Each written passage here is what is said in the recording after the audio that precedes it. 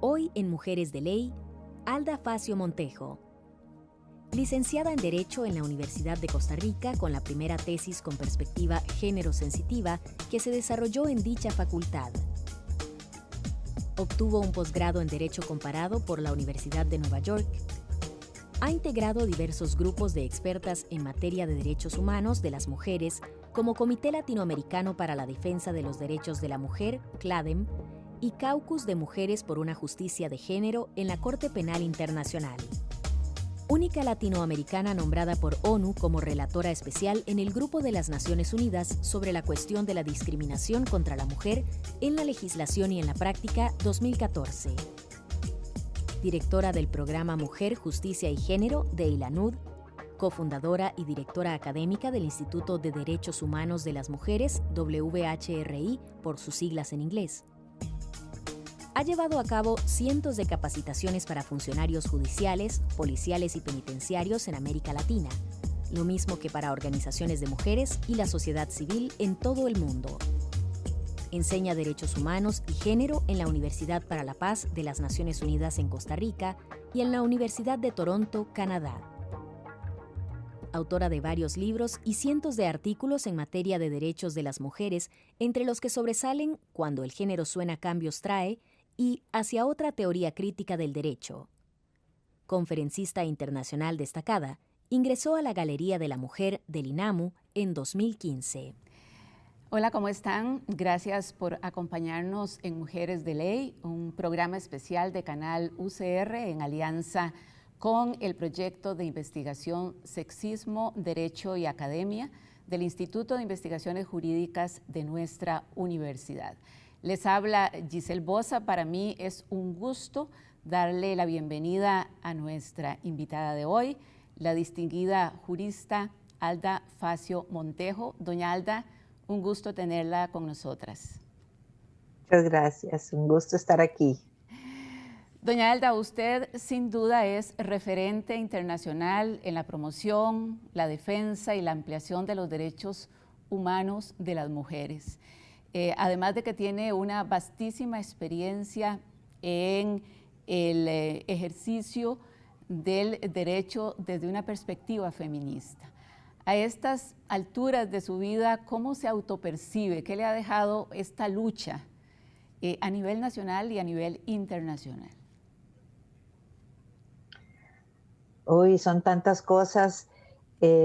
Ha sido muy enriquecedor para mí conocer a tantas mujeres y movimientos alrededor del mundo, porque he tenido el privilegio, la suerte y la dicha de trabajar en todos los continentes del mundo, y en todos los continentes encontrarme que hay mucha violencia y discriminación contra las mujeres, pero también que hay una gran resiliencia de las mujeres y un activismo muy enriquecedor, y de los cuales todos podemos aprender unas de otras. Y creo que mi gran suerte ha sido aprender de tantas mujeres alrededor del mundo, de tantas experiencias, de tantos pensamientos, conocimientos. La construcción de conocimiento colectivo me ha enriquecido mucho y me siento muy, muy enriquecida, me siento muy, muy grande, a pesar de ser enana, de todo lo que he aprendido de las luchas de las mujeres del mundo. ¿Y quién es hoy Alda Facio? ¿Cómo se autopercibe? ¿Cómo se autodefine? Ah, cierto, que eso era bueno, yo me percibo como una jurista feminista que ha tenido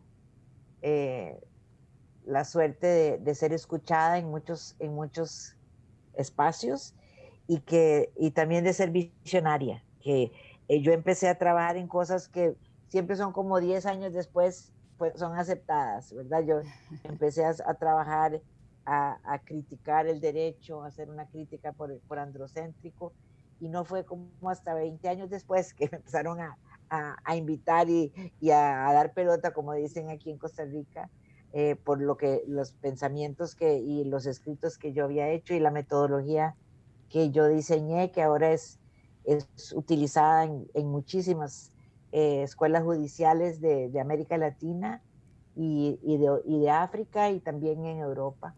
Usted nace en 1948, un año que sin duda marca un antes y un después en la historia de este país. Nace además en una familia con fuertes vínculos con estos procesos políticos históricos.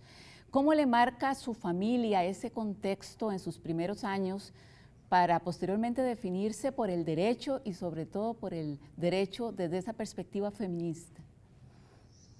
Sí, por el derecho de los derechos humanos que ha sido siempre como, bueno, siempre no, porque, por ejemplo, en 1948 es la adopción de la Declaración Universal de Derechos Humanos, en la cual mi papá fue uno de los eh, firmantes de esa declaración, y él muy, muy orgulloso de serlo y muy contento de haber logrado eso, porque debe haber sido un momento en la historia de la humanidad como lograr un acuerdo mundial, ¿verdad? Donde tantos países se pusieron de acuerdo sobre los derechos humanos básicos, que era muy emocionante.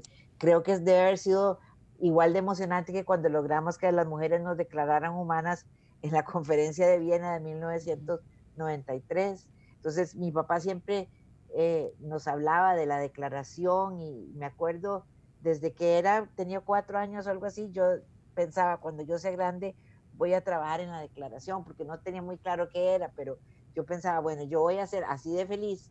Se pone mi papá, pues debe ser algo que hace mucha felicidad, que causa mucha felicidad. Y siempre cuando ya pude trabajar en derechos humanos, después de que yo estudié derecho para meterme en derechos humanos, pero en aquella época no había seminarios de derechos humanos, no había cursos, no hay como hay ahora que hay maestrías y doctorados en derechos humanos, no había nada, uno podía estudiar más como del mismo derecho y sacando algunas ideas, cuestiones, etcétera. Pero sí estudié derecho porque quería trabajar en derechos humanos, y lo he logrado. Eso también me da mucha satisfacción. Parecería un absurdo que una conferencia como la de Viena de 1993 tuviera que reafirmar que los derechos de las mujeres son derechos humanos. Parecía que era una situación lógica que se pensara que fuera así. ¿Por qué tuvo que reafirmarse en esta conferencia que los derechos de las mujeres son derechos humanos? Porque en realidad solo estaba afirmado en el discurso, pero en el contenido de cada uno de los derechos humanos no se contemplaban los derechos humanos, las formas en que a las mujeres les violaban ese derecho humano. Entonces, hubo hubo mucha resistencia, pareciera algo que si es obvio que las mujeres somos parte de la humanidad, entonces ¿qué importa decirlo? ¿Y por qué tanta resistencia? ¿Por qué hay tanta gente que dice no hay que decirlo con solo decir que una es humana? No, es que tenemos que decir que somos mujeres, porque por ser mujeres es que nos discriminan, no es por ser humanas.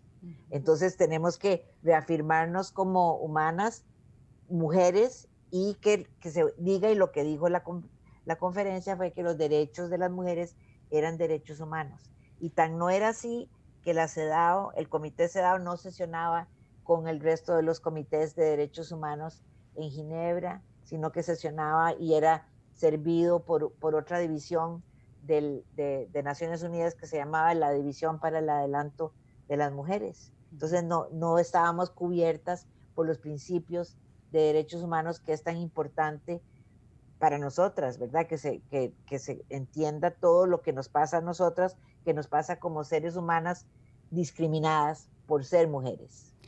Nuestra Constitución Política de 1949 surge de una asamblea constituyente en la que no participa ninguna mujer, a pesar de que se aprueba el voto femenino, voto del que estamos celebrando apenas 70 años.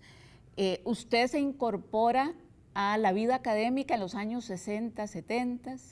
¿Cuál era el contexto que se vivía en el país en esos años? ¿Cómo lo describiría con relación a la promoción y defensa de los derechos de las mujeres, y particularmente cuáles eran los desafíos académicos que había? Bueno, en los años 60 yo no estaba en Costa Rica, es cuando estaba estudiando en la universidad en Nueva York, y ahí conocí el feminismo, y, y me hice feminista, y pensé que era un buen una buena doctrina, una buena teoría que podía ayudarnos a las mujeres a salir de tantas formas de discriminación, pero todavía no lo tenía claro porque lo que había que hacer era el ligar la teoría feminista con la doctrina del derecho, y eso todavía no estaba. Y ya cuando yo volví a Costa Rica en el 76, creo que fue, que me metí a la Facultad de Derecho a estudiar Derecho porque quería hacer eso. Yo ya tenía muy claro que quería estudiar Derecho para ligarlo con el feminismo, para ligar mi activismo con el feminismo, eh, con el derecho y el feminismo. No me imaginé, jamás me imaginé que había tanto sexismo, tanto androcentrismo en la Facultad de Derecho y en la forma en que se enseña el derecho y el derecho mismo. El derecho mismo, por más que hable a veces de mujeres, no está pensando en mujeres. Cuando le dicen a uno, hombres y mujeres son iguales o tienen igualdad, están pensando realmente en el hombre y no pensando qué necesitan las mujeres para poder gozar de la igualdad. Doña Alda, Entonces, vamos a conversar de lo que usted se encontró en Costa Rica en esos años 70, después de esta pausa. Estamos en Mujeres de Ley, un programa especial de Canal UCR. Ya regresamos.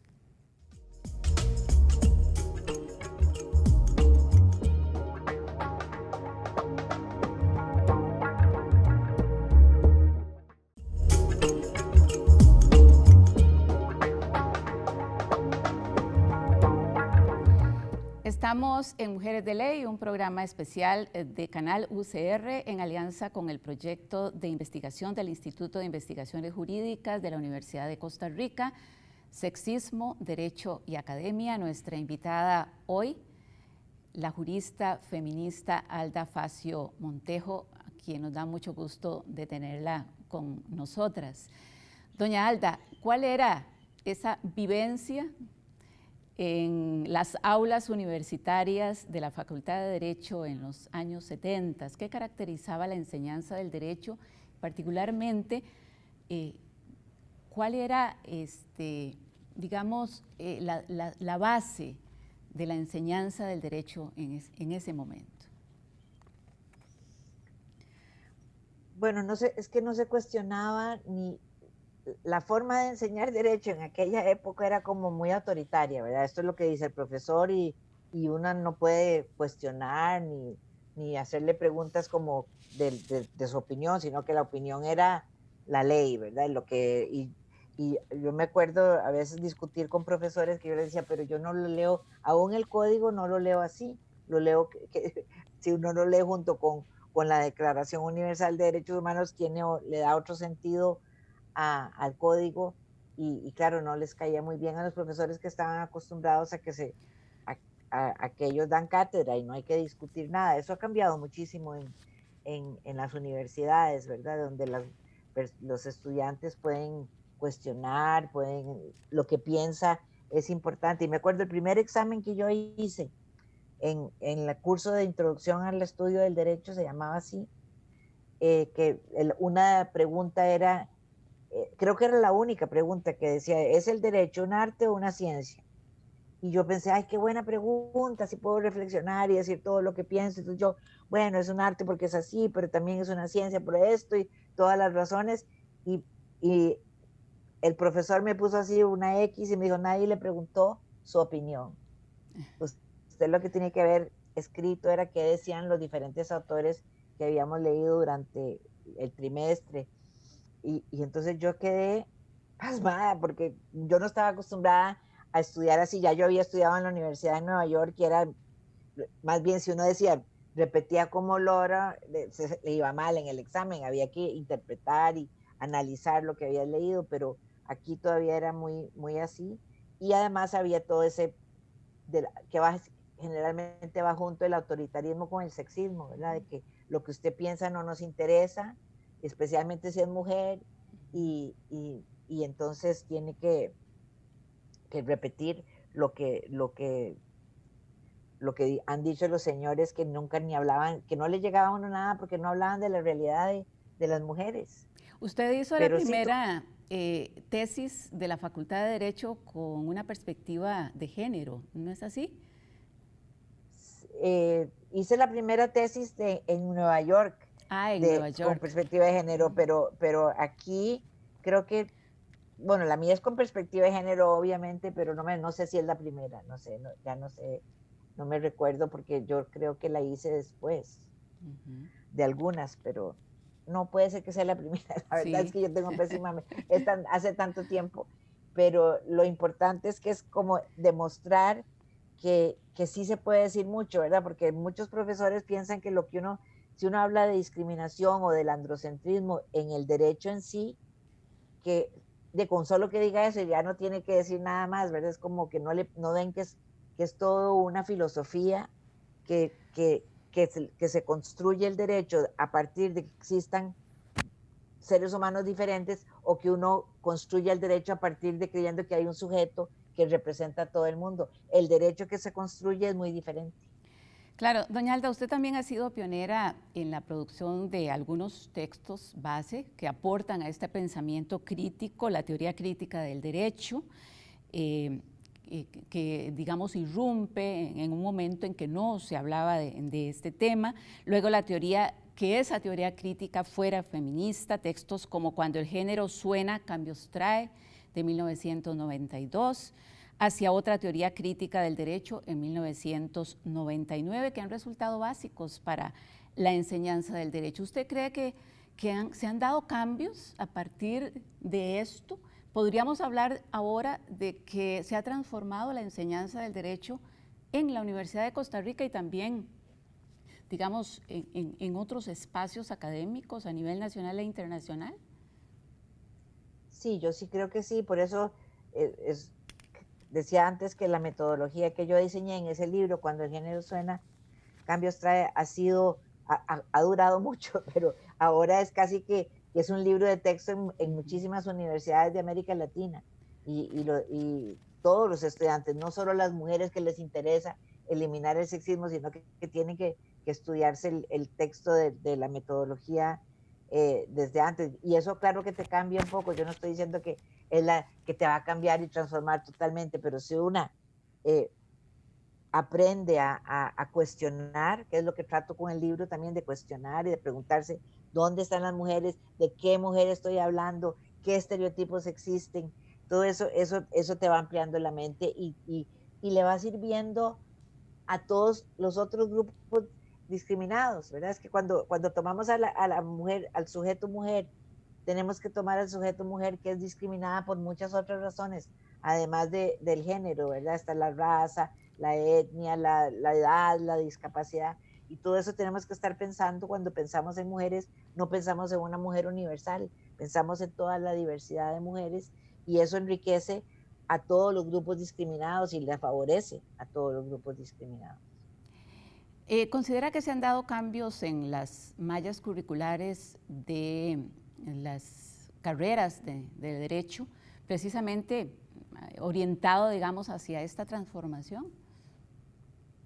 Yo sí creo que sí, en muchas universidades. Yo la verdad que no tengo mucho contacto con la Universidad de Costa Rica aquí, porque casi nunca, antes de la pandemia casi nunca estaba aquí, pero sí, por ejemplo, acabo de participar en la pandemia en el lanzamiento de un libro de texto en la Universidad de Buenos Aires, que es ya todo en introducción al estudio del derecho, un librote así gordotote, todo con perspectiva de género, todo. Yo digo, qué maravilla, ese era mi sueño, ¿verdad? Como poder que todas las materias, no hay ni una sola materia que no pueda hacerse desde la perspectiva de género. Entonces ya ese libro es así, y va a ser el libro de texto que van a leer todos los estudiantes de introducción al estudio del derecho en esa universidad, que son un montonazo de gente, no me acuerdo cuántos que entran al año, pero son 15,000 o 20,000 personas que van a estar, y eso obviamente que va a transformar la forma en que se ejerce el derecho, la forma en que se entiende el derecho y hasta qué es el derecho. Doña Alda, vamos a hacer una nueva pausa y ya regresamos aquí en Mujeres de Ley.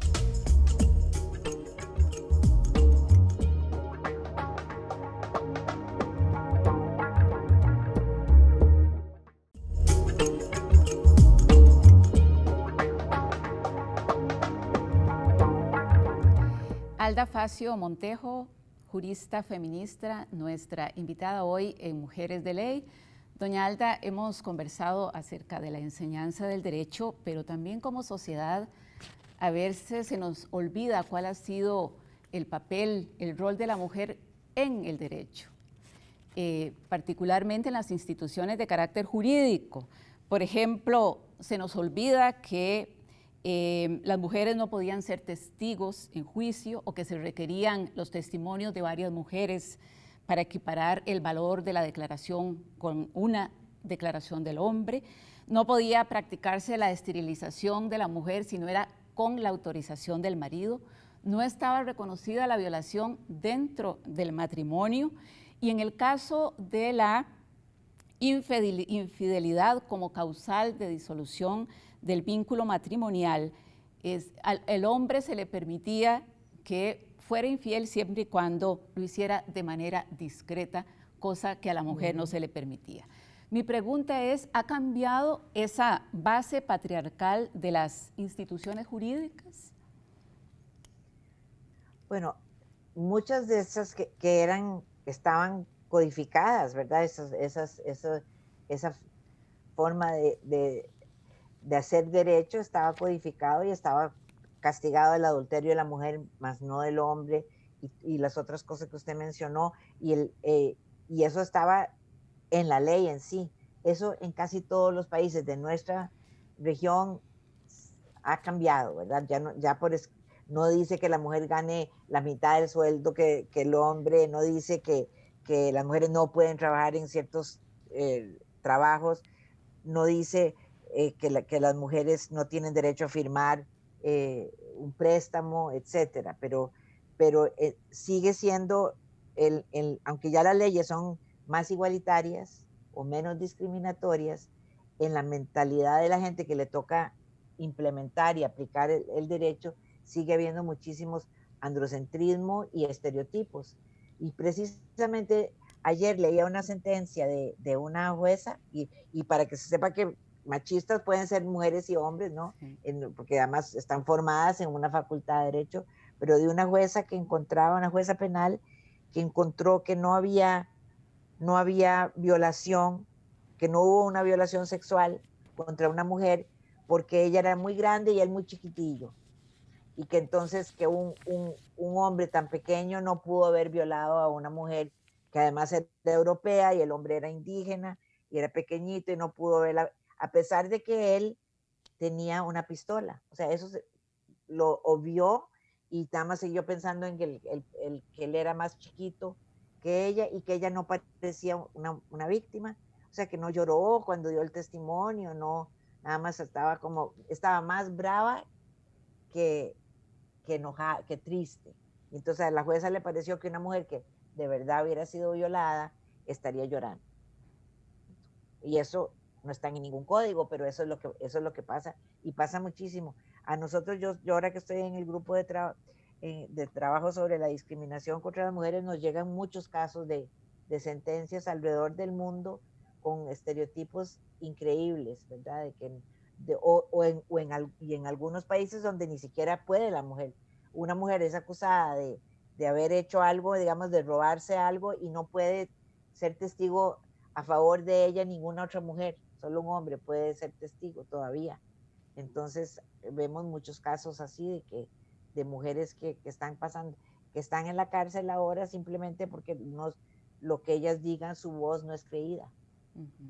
¿Usted considera que todavía subsisten instituciones jurídicas obsoletas con esa base androcentrista? Sí, claro. En todos todavía sí explícitamente y tácitamente, o que tiene, como habla la CEDAW, que tiene por resultado el androcentrismo y la discriminación contra las mujeres, aunque la intención no sea así. La intención puede ser más bien apoyar a las mujeres. Hay muchas leyes que parecen de apoyo para las mujeres, que al final lo que hacen es reforzar los estereotipos, y por eso hay que tener tanto cuidado. No es tan fácil hacer leyes así, hagamos leyes que no tengan ninguna discriminación. Muchas veces, más bien, haciendo eso, estamos reforzando el rol, por ejemplo, de darle a las mujeres un salario por cuidar a los niños, que es bueno porque están empobrecidas, etcétera, pero refuerza de que solo las mujeres pueden cuidar a los niños, ¿verdad? Entonces tenemos que tener cuidado de tratar de, cuando se hace una ley así, que al mismo tiempo vaya cambiando los estereotipos o las ideas prejuiciadas de que solo las mujeres o que las mujeres cuidan mejor que los hombres, etcétera. ¿Cómo puede el derecho empoderar a las mujeres? De muchísimas formas y lo ha hecho, ¿verdad? Con eliminando leyes que explícitamente discriminaban, pero también con acciones afirmativas que tienen tanto, ¿verdad? Que tienen tanto resistencia, pero que han servido muchísimo las leyes, todas las leyes de acciones afirmativas, basadas en acciones afirmativas, han apoyado muchísimo, han permitido que mujeres lleguen a lugares que antes no podían llegar, o sea, o que hubieran llegado dentro de otros 100, 200 años, ¿verdad? Entonces, porque las acciones afirmativas lo que hacen es corregir una discriminación histórica, ¿verdad? Entonces, si no la corregimos y esperamos a que se vaya curando sola, se dura muchísimo. Y las acciones afirmativas son acciones para aligerar ese logro de la igualdad, que se usa mucho en cuotas, pero que podría usarse en muchas cosas más. Podría usarse las acciones afirmativas en lograr hasta que lleguemos a tener igualdad en todos los campos, ¿verdad? Doña Alda, en los últimos años resuenan las voces de denuncia por hostigamiento sexual en la academia, en el empleo. Hay voces que suenan más que lo que sonaban hace algunos años atrás. ¿Podría decir usted que está cambiando realmente? ¿La mujer se está empoderando en los distintos espacios para denunciar la violencia, la discriminación? Claro, y precisamente el otro día tenía una conferencia que le hablaba a las estudiantes, de unas estudiantes de la Universidad Autónoma de México que dicen, hey, las leyes no sirven para nada, nosotros denunciamos. Y le dije yo, mire, si usted estuviera en mí cuando yo estaba en la universidad, ni existía, ni políticas, ni leyes, ni nada. Así es que no era que no le oían a uno, no lo escuchaban, es que uno no tenía ni a dónde denunciar. Es que era normal, era considerado normal que el marido le pegara a la esposa si no le servía la sopa del calorcito exacto que tenía que ser, y que las estudiantes fuéramos acosadas y hostigadas, era normal. La primera vez que yo entré a la Facultad de Derecho, en 1970 creo que fue, o 69, que yo, bueno, fui un día a la facultad porque yo era, creo que la única, o había otra mujer que había ese año entrado a la Facultad de Derecho, y se pararon todos los hombres como en un corredor así y me pellizcaron las nalgas mientras yo iba caminando para entrar. Entonces yo me vine para la casa y dije, yo no voy a estar ahí, yo esto no lo voy a sufrir, pero que ahora eso se lo hacen a una mujer y quedan expulsados todos esos muchachos que le hicieron, así que sí ha cambiado. Por supuesto que las jóvenes están muy molestas porque no ha cambiado suficiente, porque todavía tienen que sufrir el acoso, pero que si no existieran esas leyes, si no existieran lo que se pasó antes, ni siquiera estaríamos ahí, ¿verdad? Entonces, las leyes son muy importantes aunque no se cumplan. Por supuesto que nos gustaría que se cumplieran, pero como les digo yo a mis amigas mexicanas, si no fuera porque esa ley maravillosa que tienen en México, no se estaría haciendo todas las denuncias que tienen. Doña Alda, se nos agotó el tiempo, nos encantaría continuar conversando con usted. Gracias por participar en este programa, pero sobre todo gracias por sus aportes, por su liderazgo, por abrir brecha en los derechos humanos de las mujeres. Ay, gracias. Ha sido un placer estar aquí. Y gracias a ustedes por acompañarnos. Nos vemos en el próximo programa de Mujeres de Ley. Que la pasen bien.